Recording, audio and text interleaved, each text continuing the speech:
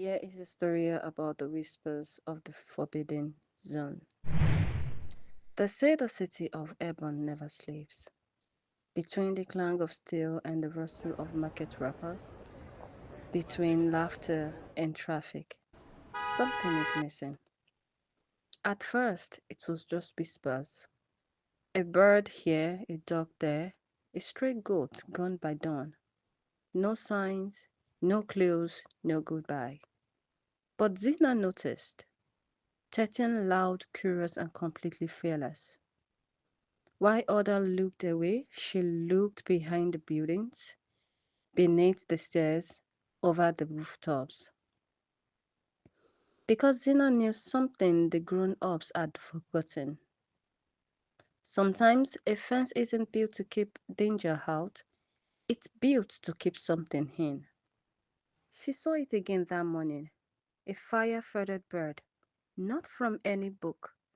It darted past her head, cawing once, and flew towards the edge of town. Zina ran through alleyways, over puddles, past fire stands and hawking okadas, until it vanished right through a fence she had never noticed before. Metal, tall, wrapped in vines, with a warning that had long faded. Forbidden, do not cross. But behind it was silence. That night, she showed her best friend Kobe, the techie with more brains than bravery. You're going to get us cursed, he muttered, pushing his glasses up. Zina just grinded. Her grandmother, Mama Abeni, heard them whispering, and she knew that fence.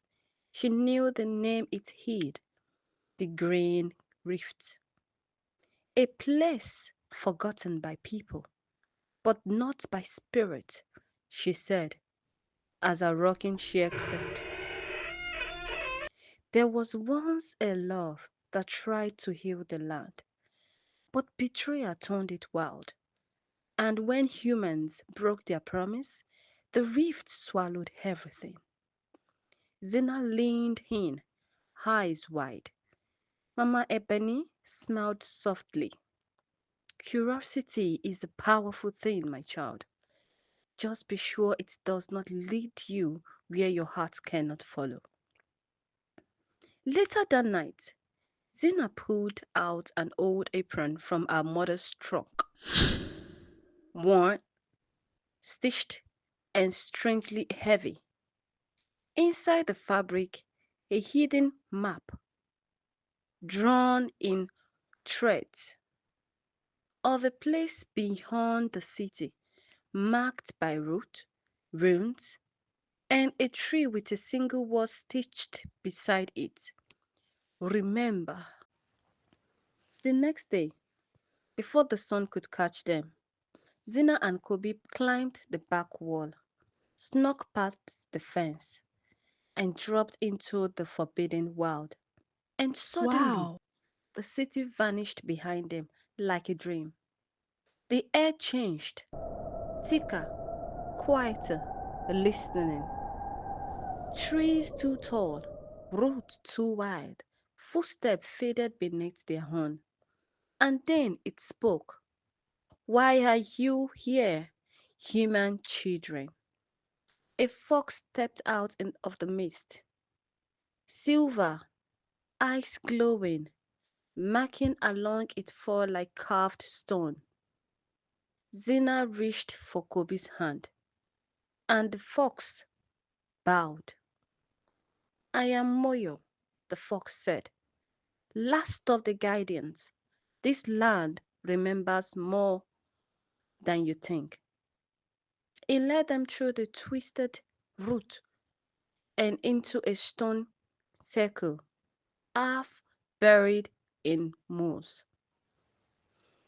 There, carved into the walls, was a story told in silence of a healer girl who could speak to animals and a guardian spirit, half man, half root, who loved her.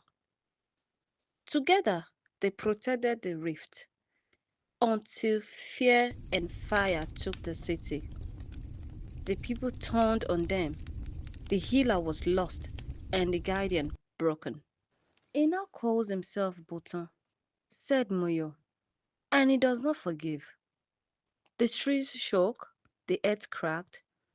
From the vines something rose, tall, twisted, angry. Botan. His eyes glowed green, his voice ground like roots breaking stone. You do not belong here. He struck. Zina leaped. Kobe screamed. Moyo snared and shelled them. They ran, deep beneath the rift. Moyo led them to the last living tree, a guardian tree. Its leaves shimmered gold, even in shadow. Zina touched its bark, and time ripped. She saw a vision, a mother, younger, laughing, holding the silver fox. She was a bridge keeper, Moyo whispered, one of the last. Botan returned, but Zina stood tall. She didn't fight him. She listened. She placed her hand on his chest and whispered, she didn't betray you. She died protecting you. A tear fell from her eyes onto the hamlet around Moyo's neck. It glowed. The vines stopped. The rift exhaled. The curse lifted. Animals returned, not scared but curious. The jungle bloomed instead of choking. Botan vanished not in anger but in peace. Moyo turned to the children. The rift is no longer forbidden, but it will still need guidance. And then it was gone. Weeks later, the fence was removed. In its place, a sanctuary.